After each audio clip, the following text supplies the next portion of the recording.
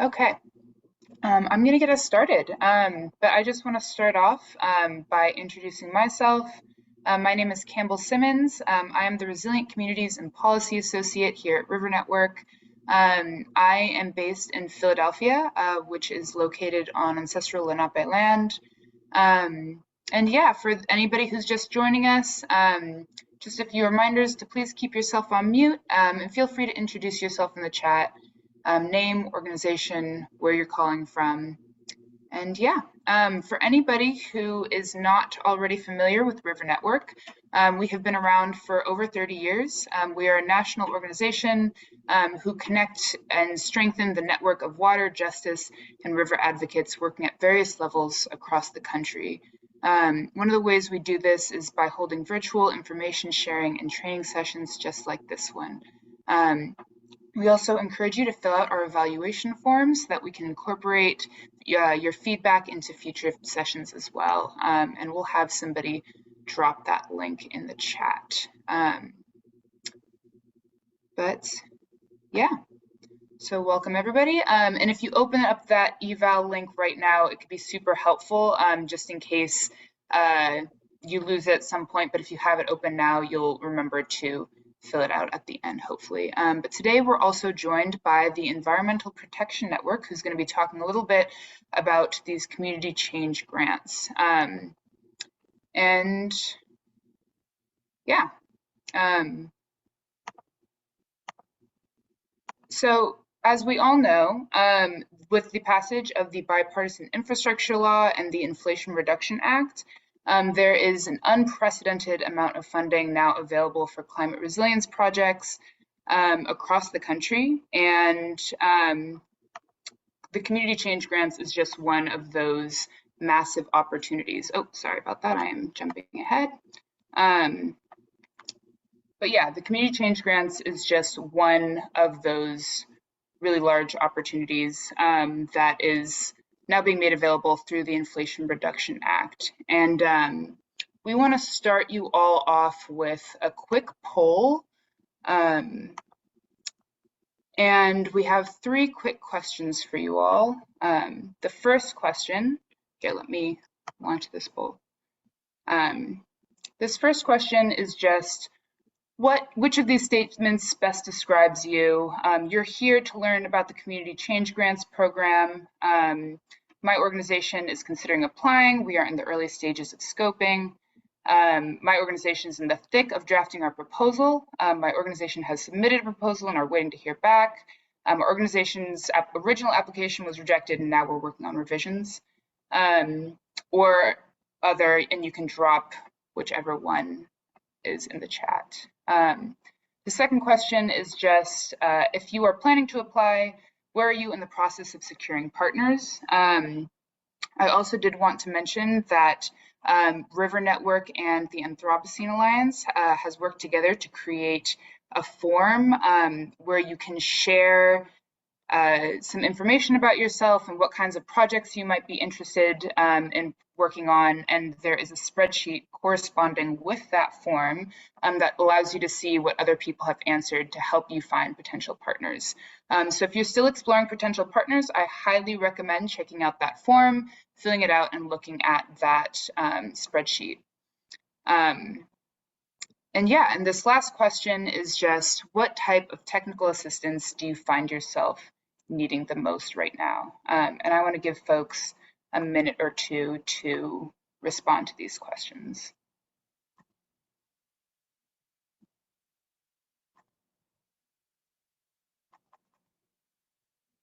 All right. Welcome, everybody.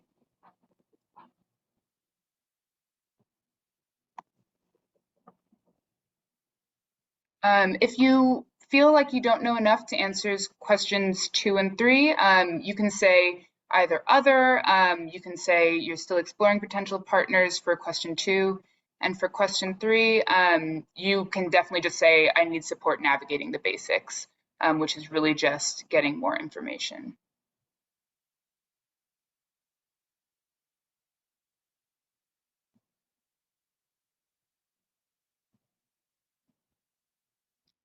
Great, thank you.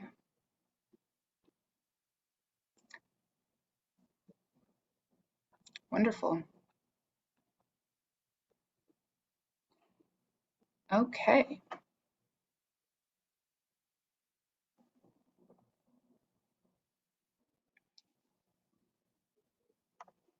All right. Campbell, if we want to close the poll just to let folks know, I'll go ahead and do Yes. that so folks can see who else is in the room here. Gotcha. So thanks for flagging that, Deanna. So yeah, here are the responses to that poll. What statement best describes you? Most of you are here to learn more about the community change grants. It's perfect. You're in the right place. If you're planning to apply, we're in the process of screening partners. Most of you are still working on exploring potential partners, which is also really wonderful. Definitely check out that form that I mentioned that Deanna shared in the chat. What type of technical assistance do you find yourself needing the most? Project scoping and brainstorming is the most popular so far. And we're going to circle back to this question 3 piece and do some brainstorming later on around how we can support each other around different resources that we've been seeing that have been helpful to us. So yeah, we will circle back to these things. Thank you all so much for participating in this poll. All right, and so I'm going to introduce our presenters for today. We have one presenter and another person from EPN who's going to help with monitoring the chat, answering questions. But our first presenter is, is this the right? Yes, it is. Our first presenter is Genesis Sanchez. Genesis is a senior grant specialist with a focus on EPA's community change grants with EPN, Environmental Protection Network. Genesis concentrates on creating new and deeper connections between disadvantaged communities across the country, EPA alumni with decades of experience, and other allies to provide assistance to community identified projects in the US, Puerto Rico, and the US Virgin Islands. And Kathy manages EPN's development work, co-founded and manages their pro bono capacity building technical assistance program to fight climate change and environmental injustices across the country. So I'm going to pass over this sharing to Genesis. Thanks so much for joining us. Hi, everyone. I'm going to be with you in a second. Just let me set my desk.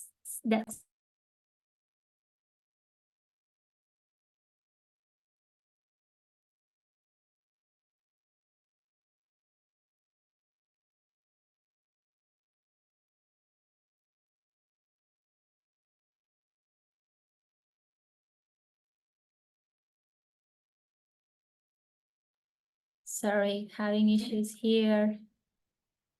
I'm gonna try that again. And let me know, please, if you can see it, okay? Can you see the presentation?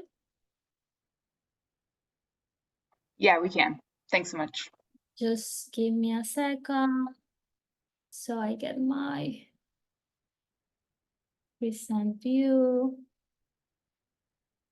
Please.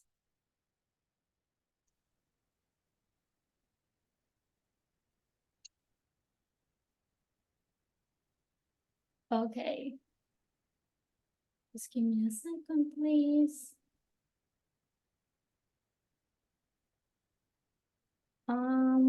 Just review. This is the audience view.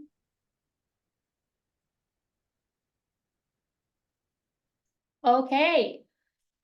Thank you so much for bearing with me. I know technology, it still gets me. So I'm going to, okay. Hi, everyone. As Campbell mentioned, I'm Genesis Sanchez. I'm very grateful to be here. And I really appreciate your patience as I got that set up.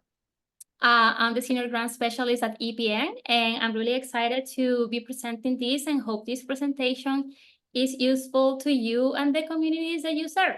So before we dive into the community change grants, I'm just going to be a really quick overview about the Environmental Protection Network. So we were founded in 2017, And most of our work falls into 3 buckets. The first one, we work to advance policies and institutional changes to address climate change and environmental justice. On the right, we have that we work to diversify EPA's workforce by recruiting, mentoring students of minority-serving institutions. And in the middle part, you will see that we provide pro bono capacity building technical assistance. I know that many of you may be interested in what we offer. We count on having an amazing network of 650 EPA former staff, most of whom have spent decades at EPA as scientists, engineers, lawyers, and in their retirement, now they are volunteering their expertise to provide technical assistance to communities, nonprofits, state, local, and tribal government agencies. And as you can see in that slide over there, we have provided to 700 technical assistance requests, which is a lot of support. And we have assisted over 100 entities applying for upcoming funding opportunities, getting ready to apply it as well. And we're very proud to say that we have helped, communities access over $7.5 million in federal funds. And well, I'm very proud of the work we're leading and very excited to be here. This is a map that we have created to show you that we have an amazing team of 10 community outreach associates across the country.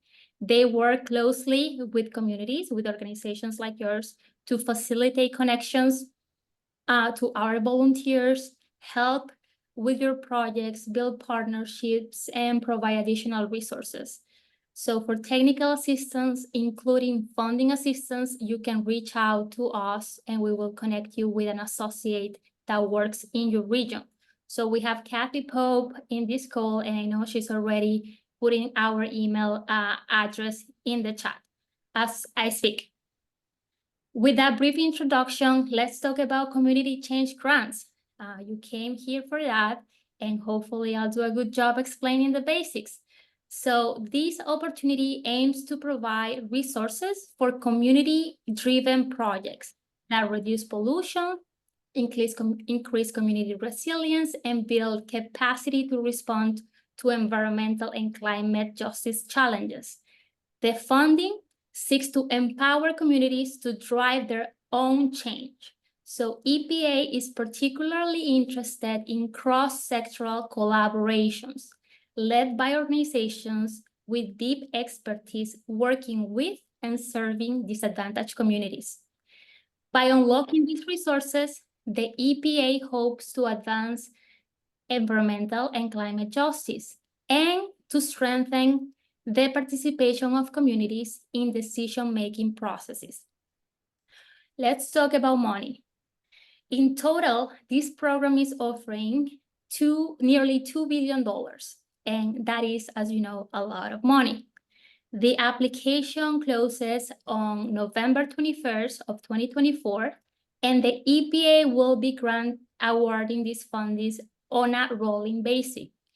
So it means that EPA cannot really predict how long funding will be available. We have heard from Endina, which is the EPA's technical assistance contractor, that they are hoping to award funds before Halloween.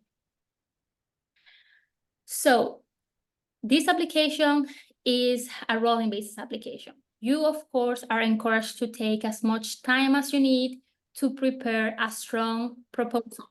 However, if you're ready and able to submit early, you may be eligible for early review and award. And if you aren't funded on your first try, you can potentially resubmit after debriefing with an agency. The project must be implemented within a 3-year period from the moment that EPA awards the funds. There are some limitations. The NOFO only allows for a maximum of 2 applications by the lead applicant. The 2 applications can be 2 track 1 applications track two applications or one of each. But the lead applicants that submit more than 2 applications will be asked to withdraw the excess one. It's important to mention that there is no limit as to how many applications you can submit as a statutory partner. And we'll dive into the difference between lead applicant and statutory partner in a second. So who can apply for this opportunity? You must apply as part of a partnership. I'm going to repeat this. You need a partner to apply. You cannot apply as a single organization. Now, once you find your partner, that partnership can be between 2 CBOs or community-based organizations, or it could be a partnership between a community-based organization and one of the following: a federally recognized tribe, a local government, at the county level. That may include counties, boroughs, parishes, municipalities. It really depends on the name that the local government has where you are. An institution of higher education, and the Notice of Funding Opportunity encourages minority-serving institutions such as historically Black colleges, tribal colleges, and other institutions to participate in the process as well as a partner. Now, you may be wondering, how do I know if my organization qualifies as a CBO, as a community-based organization? So here are a couple of things that you need to know. First, you must demonstrate that your organization is a nonprofit organization that is operated mainly for scientific, educational, charitable purposes.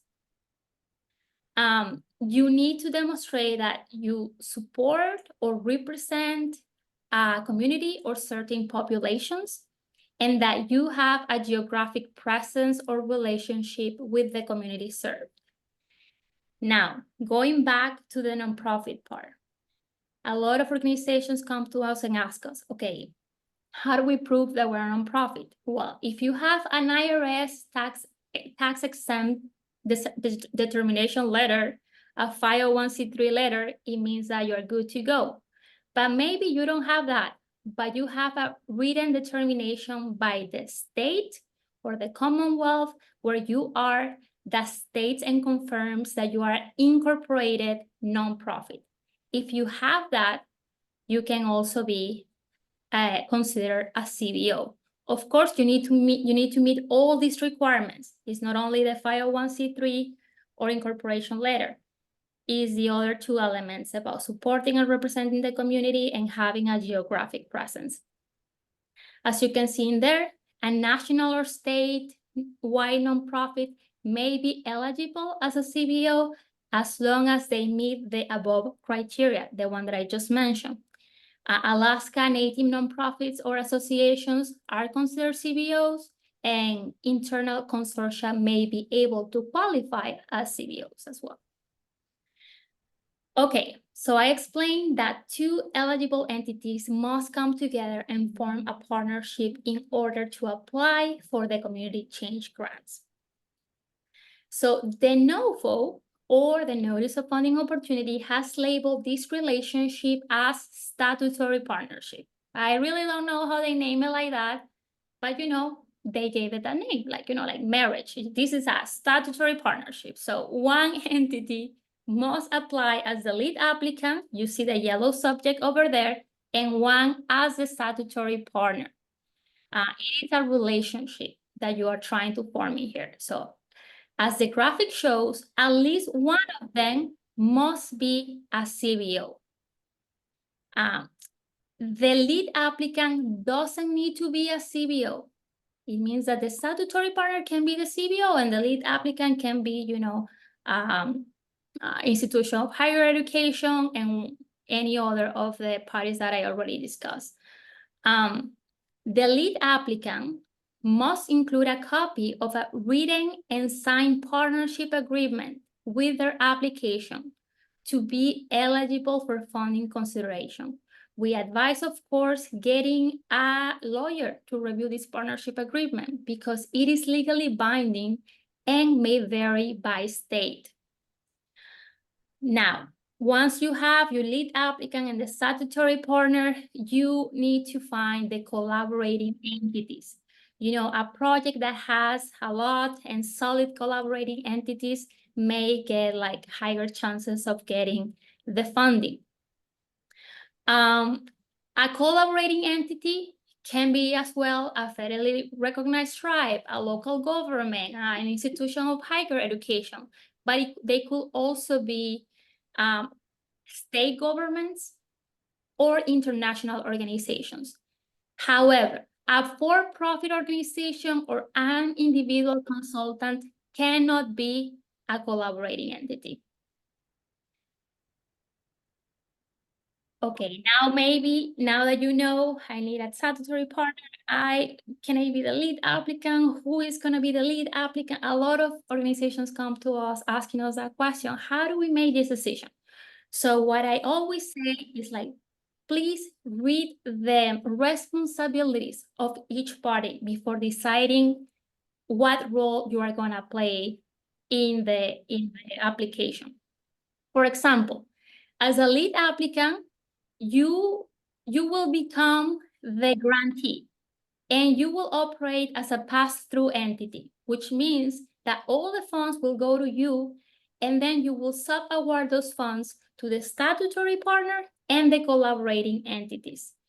If you are the lead applicant, you will be responsible for managing, overseeing the grant, including reporting. You will be responsible for compliance and legal issues. So you need to have that capacity in there built to manage all that work. If you get to be the statutory partner or the collaborating entities, you will be sub-awardees. You will still receive the money from the lead applicant. And of course, you will be responsible for carrying out specific activities of the grant. Okay, so this funding opportunity has been divided into two tracks, track 1 and track 2. We're gonna start talking about track 1. For applicants interested in track 1, the projects that you will develop must increase community resilience and reduce pollution, must create meaningful community engagement from the design to the implementation phase of the project. They must benefit disadvantaged communities during and beyond the grant period, and they must ensure that project activities complement each other so that those benefits in the community are maximized. Applicants may request between $10 to $20 million for their projects. However, each award cannot exceed $20 million. And according to the NOFO, EPA is seeking to award around 150 grants under track 1. The pool of funding is approximately $1.96 billion. So there's a lot of money under this track, and I'm gonna spend more time talking about this track because of that reason. So EPA has designed a two-phase evaluation process for track 1 applicants. So you must submit your application, and then if you get a really good application and you score above 110 points, then you will be invited to do an oral presentation. Now, EPA has identified 5 target investment areas to help ensure that communities with unique circumstances, geography, and needs can equitably compete for funding. A project doesn't need to benefit a target investment area. It doesn't. However, if your organization is submitting a project that benefits any of these areas listed in there, please remember to make a note of this in your application. Why is that? Because as stipulated, applications for these target investment areas will be evaluated against each other, which increases the likelihood of securing funding. So this is for projects benefiting Indian tribes in Alaska, tribal communities in other states, U.S. territories. I am speaking from San Juan, Puerto Rico, So that's useful for organizations here. Disadvantaged unincorporated communities, or those communities that are 100 kilometers north of the US and Mexico border. Now, okay, if you decide to go for track 1, what are you going to be required to do? So there is a lot in that NOFO. It's like a 90-page document. But my team and I have made an effort to condense in 2 slides. So the primary elements of the work plan you will need to prepare if you decide to submit a track 1 application. So personally, I think your project work, your work plan is like a puzzle, right? And I encourage you to see it that way. As applicants for track 1, you will need to tackle each piece of the puzzle with attention to detail, following instructions. So again, this is just a rough overview. We are not trying to be here very thorough. But the first step you will be asked to take is to describe the community vision for your project. You will want to include information regarding the challenges, resources, assets, and local characteristics of the project area. Remember that your project must benefit a disadvantaged community. As such, you will be expected to submit a map of the project area that will receive the benefits of the grant. The good news is that EPA has different mapping tools that can help you with this step. So I'm going to ask Kathy maybe to put in there the links for the CGS tool. And so if you go in there and check and your community is a disadvantaged one, then you're good to go. Last, you will need to articulate a clear vision for the overall impact and benefits of the grant. How are the residents getting the benefits if you get selected for the money?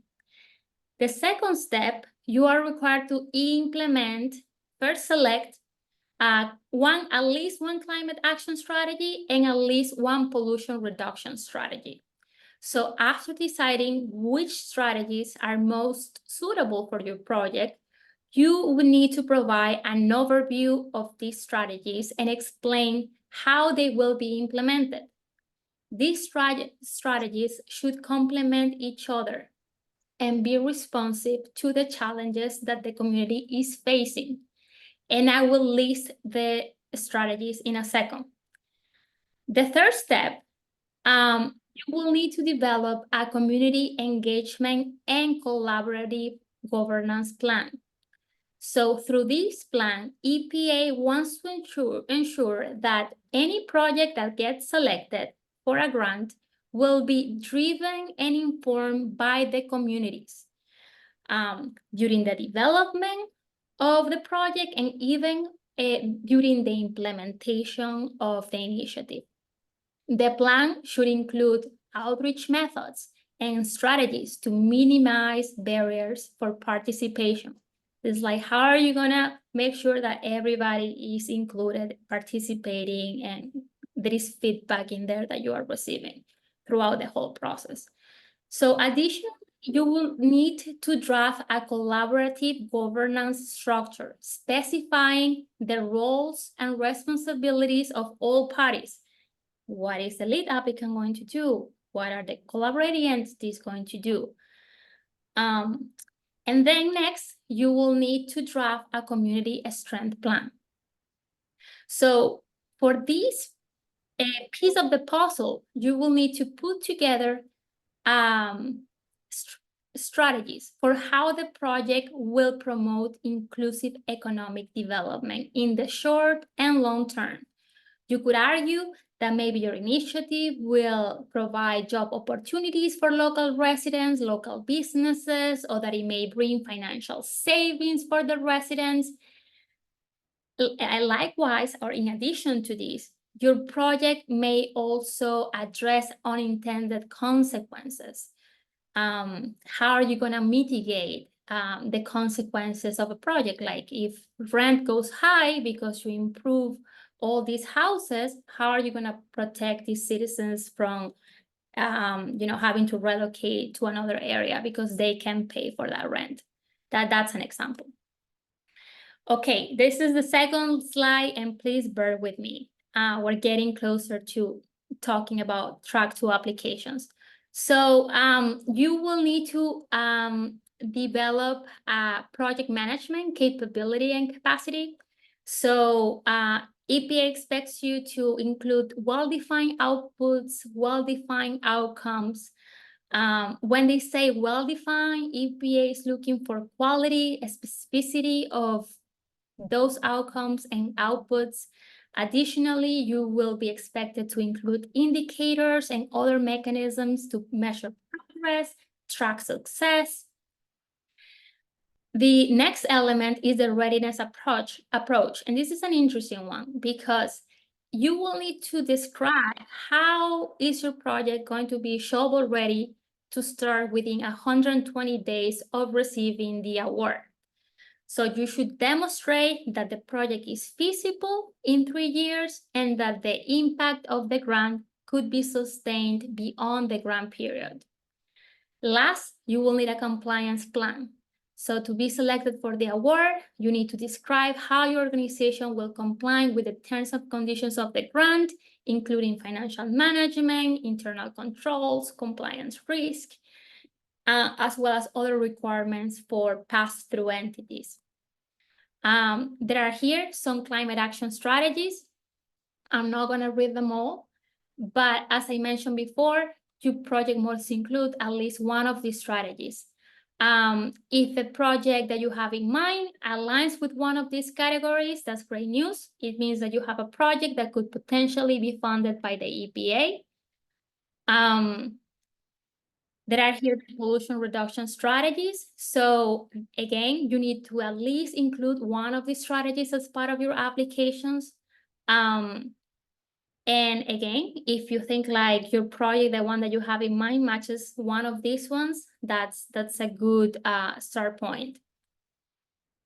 Now for track 2. So these grants focus on breaking down systemic barriers to community participation in government processes. Applications should focus on ways to provide disadvantaged communities with information about issues that directly impact them, and while simultaneously creating mechanisms for the government to gather input and ensure the community's needs are, embedded in the decision-making processes. So there is 1 to 3 million limit per award, and EPA expects to make around 20 track 2 awards. So this is like a different track, a different purpose. And they do include some ways in which you could do a track 2 application. For example, you could create an educational and training program to prepare and educate members of the disadvantaged communities that you represent on how to engage in government processes related to environmental justice. You could create an advisory board that facilitates the engagement of disadvantaged communities in environmental decision-making. Maybe you establish an advisory council, task force, or similar bodies that allow that engagement to happen. You could, implement some collaborative governance activities or participatory budget programs. One thing to mention is that you cannot use funding under track 1 to engage communities in lobbying activities that seek to influence legislation or influence decision makers. That would not be allowable. And yeah, so you may be wondering, okay, what's the difference? I think track 2 applications are less intense. They include, fewer requirements, and you can see it in here. If you decide to go for track 1, you'll need to submit all these requirements over here, for the project narrative to the attachment age. If you decide to go for track 2, there are less things that you need to do in order to get that funding. So I know we're wrapping up. I'm like 1 minute over, but I was gonna say some final tips. Make sure your organization is eligible. Don't wait if you haven't registered in SAN.gov and grants.gov. Make sure you use the tools provided by EPA to map if your organization is a disadvantaged community. Start identifying partners. That's why you're here. So I know you'll do great and you'll have the partners that you're looking for. Apply early because, as I said, you may be eligible for early review and you will get the chance to resubmit probably after the briefing with EPA. And, you know, when planning for your budget, EPA recommends that you separate costs by project category because they may partially fund an application. So how can we be a resource to you? And with this, I'm gonna close the presentation. There are different ways. First, we provide support, one-on-one support for brainstorming, project scoping. If you need us to connect you with a former EPA volunteer staff who works as a volunteer with our organization, we can do that. And we can help you depending on where you are in the process of your application.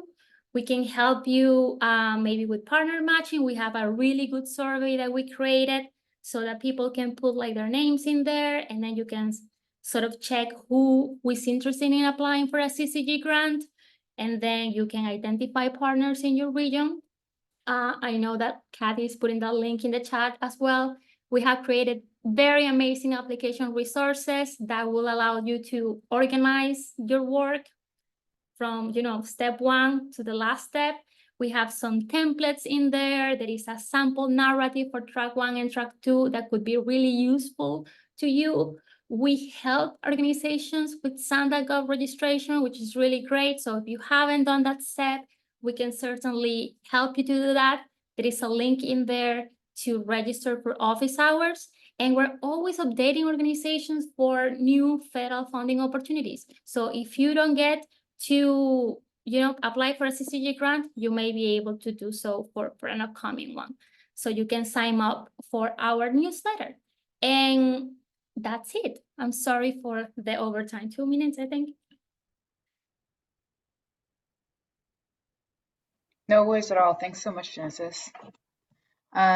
I think we have a couple of questions in the chat that haven't quite been gotten to yet. So I'm just going to ask a couple of them. But yeah, the first one was just with, will those with a fiscal sponsor but not 501c3 be eligible? That's an amazing question that I have tackled so many times. So EPA does not recognize the figure of a fiscal sponsorship. They don't recognize that. So if you have an organization that you work with, let's say that you don't have 501c3 letter, but you work with this organization. This organization, the fiscal sponsor, will have to apply as a CBO if they qualify under the same instructions that I gave you, like do they have a real connection with the community, a geographic presence, are they a nonprofit? If they meet this criteria, they might qualify to be the lead applicant. Now, what happened with this organization that didn't have the 501c3 letter? Can they be the statutory partner? That's the question. Can they be a collaborating entity? So the answer to that question is that they could if they are incorporated in the state as a nonprofit. So you don't need to have 501c3 letter, but if you are incorporated and you have proof, a written proof that you are a nonprofit, then you could potentially be the statutory partner. And then that entity that could also be a fiscal sponsor would be the lead applicant. If you see, is this clear, Kathy, or am I? No, I think that's clear. I'd also put it in the chat. So, but yes, I think you've hit it. Absolutely. I also if you all want to, Kathy and Genesis, if you want to go over any of the things that you answered in the chat, I know it can be kind of hard for people to keep track of what's been answered, what hasn't been, but if there are any answers that you want to make sure that you reiterate, or that are common questions that you hear that you want to make sure are flagged. Thank you. Yeah, I think there are some that haven't been answered yet as well, like you mentioned. So let's take a look through. Appreciate all of the questions. Sorry, they're fast and furious. Absolutely. Let's see. I do have another question here. But this one says, do both the lead and the statutory partner need to directly support or represent a community and a certain populations? So at least one of the parties in that statutory partnership must be a CBO. So it means that yes, at least one of them must have a relationship with the community, must have a geographic presence or relationship, and must be a nonprofit. But then the other party doesn't need to meet that criteria, right? It can be an institution of higher education, it could be a tribal government entity, like. Yeah, makes sense. And there was another question that was similar. Do collaborating entities need a 501c3 status, or can they be grassroots orgs without official nonprofit status as well? And I believe you've spoken to this a bit already. Kathy, you want to take that one? I didn't understand the question. I think what she's talking about is that you do need to be an incorporated organization within your state, but do not have to be a 501c3 status. This question says, well, will state organizations qualify as lead you've covered this, they need to be incorporated. I'm going to grab some of these new questions that are just popping up, but will state agencies be able to apply as the lead? Is one question that was just asked. That's a tricky one. I will have to get back to you on that, unless you know the answer to that, Kathy. Yeah, I think we should check to make sure, not give any misinformation, and then come back. Because there are some exceptions as well, right, to the rule. So, whenever someone comes, is like, oh, a state agency, and then, we need to sort of like look what the exceptions are. So apologies for not being more forthcoming here. There's another question that I'm realizing came right before that says, who can we speak to about justifying certain communities, for example, Hawaii, that might not yet be listed on the map tool, but are considered disadvantaged communities on other EPA tools and USDA maps? So I believe that EPA is giving different mapping tools for where you can find your community. So I know the most important one is the CGES tool, because I think the CGES tool compiles information from previous tools that have been created. But I would say, like, my instinct would be go to the NOFO, check what the tools are, and if in any of these tools that EPA is recommending, your community appears as a disadvantaged communities, then you should be good to apply. Yeah, there's also, EPA does have an IRA disadvantaged communities map, which I can put the link in, and you can also use EJ Screen. Exactly. So there are like various tools that you could use to find your community in there. Thanks, Cheryl. I have another question. Says, how does one in a fiscal sponsor relationship become incorporated?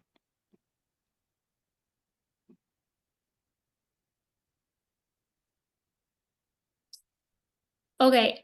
I think this is a tricky question because the US is a federal government, right? Like, it's a federal, everybody has different, how do I say this? Like, every state has different laws. So it's really important that depending on where you are, because I'm not an expert, you know, in every single law in every single state of the US, that you go in there and then you check in your own state, how can you incorporate your organization as a nonprofit?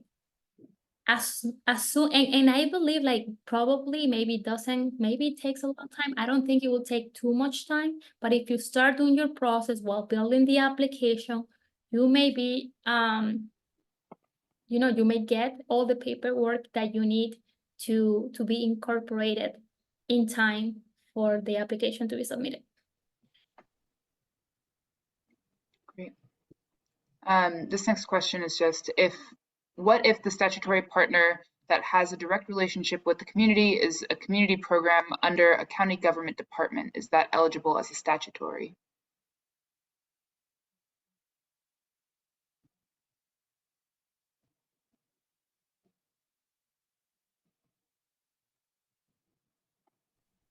Okay, so what I would advise in here, because I'm not understanding, it seems that you have a relationship with the community and that you work, it is a program under a county government department. So you may be able to apply as county government, you know, that could be an option for the statutory partners, if that's the case. But I'm not sure here because I don't know what program is that. What would you say to this, Kathy? So sorry, I was answering something else. I don't have anything more to add. I think we can look into it as well, but I'm so sorry, I don't have more information there. Yeah, the thing is like, you know, a local government can be part of the statutory partnership, and that's what you need to know. So if the entity that you're representing is a local government, then you may be able to participate in this program, but now you need to find a CBO in order to apply, because the organization that you belong to is a local government. And when I say local government, some people may think, oh, at the state level. No, it has to be at the county level, parish level. Great. Kelly, I see you just dropped an answer to the question that I was about to read out. But if you'd like to share the answer to that question, is there a certain number of collaborating entities that we should aim for, not including the statutory partner? No, there is not a limit. Great. This question seems to be pretty popular with folks, but Track 1 will consider projects that benefit rural disadvantaged communities. How is rural/urban defined? Also, can the project benefit both rural and urban if it is Track 1, or can it only benefit rural communities?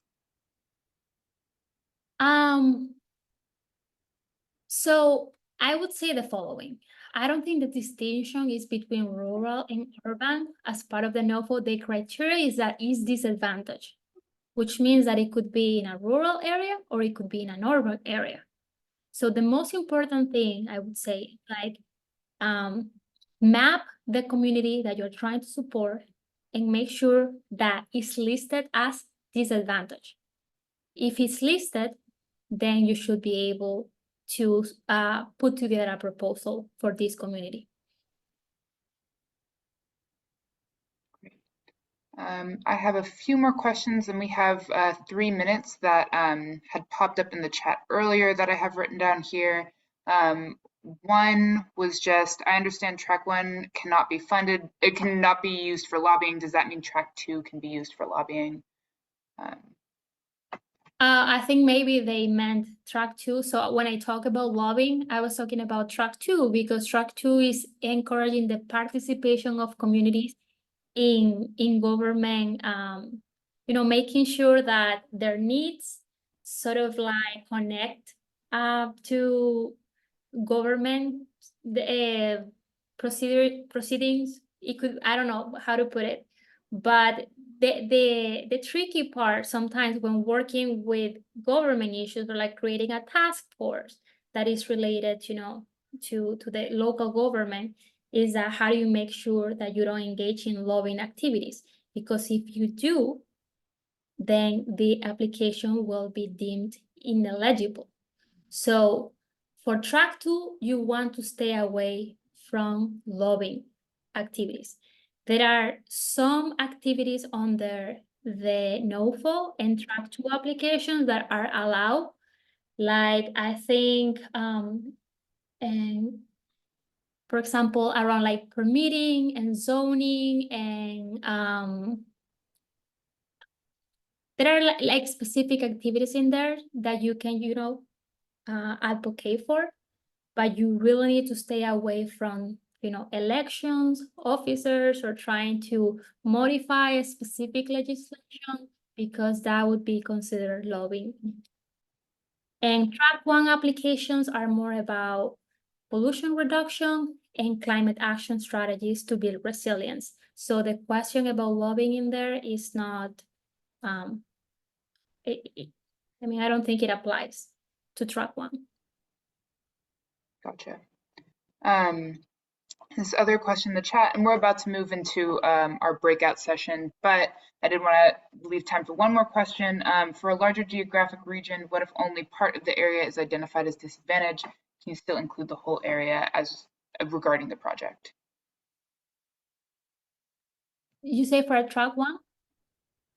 It says, it doesn't specify in this question, but for a larger geographic region, what if only part of the area is defined as disadvantaged? Can you still include the whole area regarding the project?